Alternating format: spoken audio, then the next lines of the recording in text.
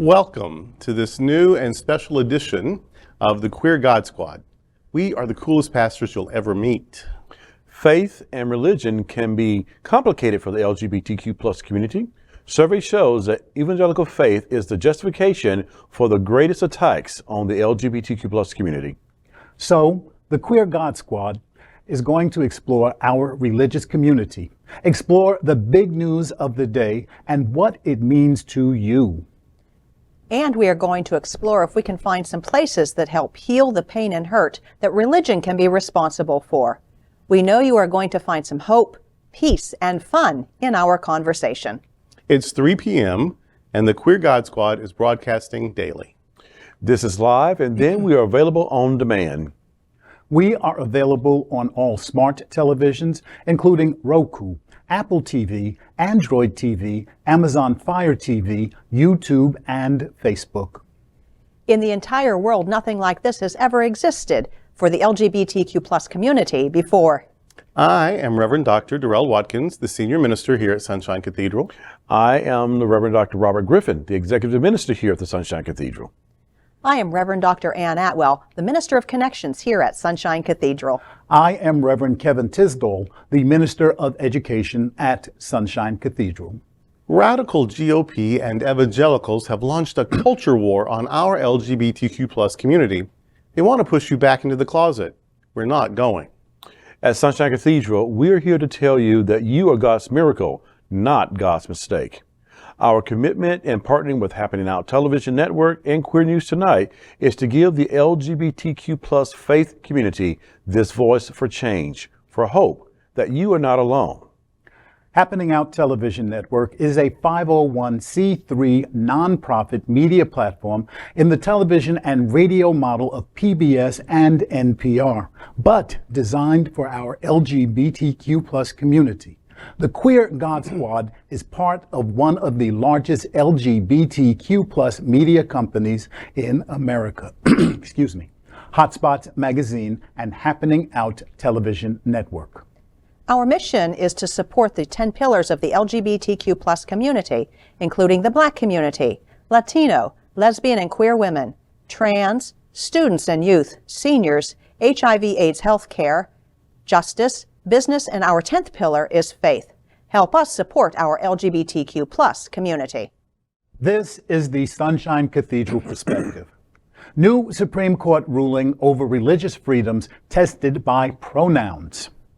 A revived legal dispute over Christian music teachers' refusal to use students' preferred names and pronouns will offer an early test of the U.S. Supreme Court's new standard for religious accommodations in the workplace. John Kluge sued Brownsburg Community School Corp. After it rescinded a faith-based accommodation that allowed him to refer to all students exclusively by their last names.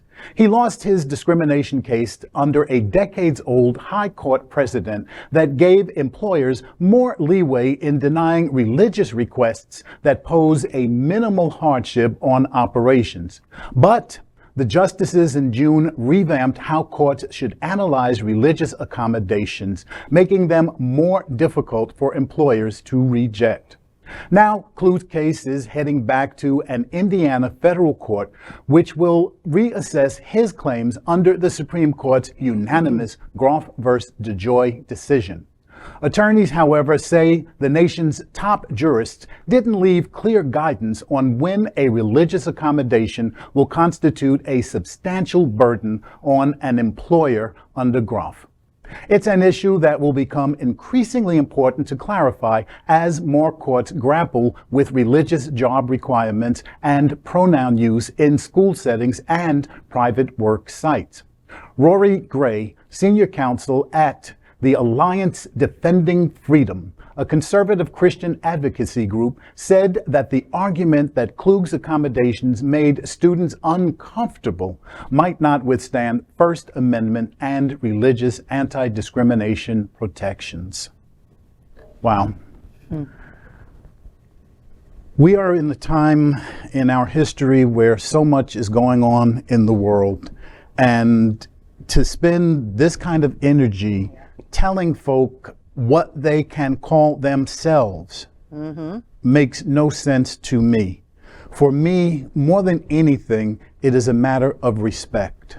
If we respect each other, if we treat each other like brothers and sisters, if we know that someone has a better ability to identify who they are, who are we to step in and say that there is a governmental procedure that one must follow before I say that young person there can call themselves they, them, or whomever they wish to call themselves?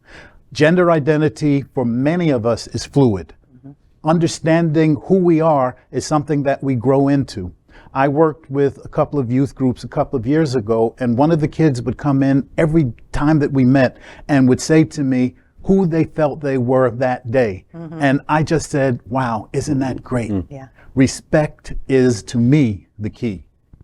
Yeah, I don't know why we care what makes someone happy. Like, it costs me nothing. It takes nothing out of my pocket to call people they or them, or let them tell me what their experience is. If they want to call themselves pansexual, or I heard a new one the other day. I didn't know what it was. Do you remember what it was? It's just that new. It's that new, exactly. And so I'm like, oh, okay, I've not been paying attention for a minute because here's a new one. Right. But it did, like, why be angry? Just, like, that's somebody's life. Yes. Just let them have it. I just don't understand why it's so difficult just to let people try to be happy. There's some sort of pathology that says I have to control you. Yes. Yes. Let you I do like you. that.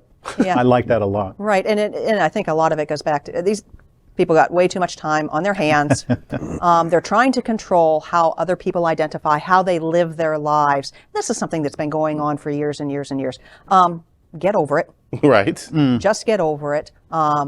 You don't get to tell me how I identify. Just like you don't get to tell me what I do with my body. You don't get to tell me how I live my life. You don't get to do that. And we grow our whole lives. Yeah. Quentin Crisp Yeah. identified It's as a great trans his example. last months on the planet. Great example. He'd always been very effeminate. He'd always been very grandiose. He'd always been very sort of outrageous or whatever. But he always wore makeup, and he had long hair, and he wore jewelry. And it was he called it, for most of his life, style. And he realized at the end of his life, oh, you know what? I think I'm trans. Yeah. And so, like, we're growing and learning. And so it doesn't matter if someone's been for 30 or 40, 50 years identifying. Once they tell you something different, just believe them. Just believe them. It's so easy. You know, a kid growing up, my parents called me by whatever they wanted to call me. They had a right to do that. Yep. When I was in the armed services, I lost my first name because it was all about the last name. Right. And I think, this part of history we're living now is an opportunity for us to have the conversation with people we don't know to say, what would you like to be called? Yes. How about that? How empowering is Yeah, that? and I think that's a part of the storytelling. We don't do enough storytelling of ourselves anymore. But just simply asking someone, what would you like for me to call you? And I think that's it's connecting with people, it's honoring people, and they're getting to tell their story, not you or me putting assumptions on what I think they want to be called because of their dress or what they. We had 2 first-time visitors here on this past Sunday at Sunshine Cathedral, and it was one of those moments like, what would you like me to call you? Yeah. I don't want to make any assumptions here. Right. Just help me to help right. to do right. So I think I'm with you, Ann, on that. Just get over it. Yeah. And we all do it. It's just part of being polite. How many times does someone come up to me, they don't know me, and they say, Reverend Watkins, Dr. Watkins, Pastor, and my response is, Darrell, please. Yeah. Like, call me, like, you can call me all these things, but I'd like you to call me this. Well, that's what we do all the time. Yeah. Well, why would we deny that anybody else? Yeah. Exactly. I called you something, and your response is, no, call me this. Okie dokie. All right. Yep. The end. You tell me. Yeah. Next up, we are excited to tell you about our next adventure with our Global Fellowship.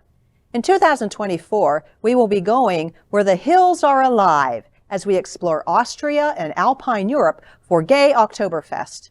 Space is extremely limited, so make sure you go to happeningout.travel/sunshine to reserve your space now. Would you like to join the Queer God Squad on a special winter cruise in 2024?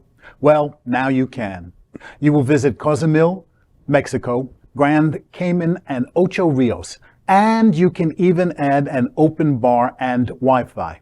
Join us by going to happeningout.travel/sunshine. That's today with the Queer God Squad.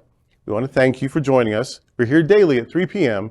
to have some fun and talk about what our LGBTQ plus community is talking about. Sunshine Cathedral is the world's largest progressive queer church. Progressive, queer, and God are words that naturally will go together, and we are all in this together. Remember that.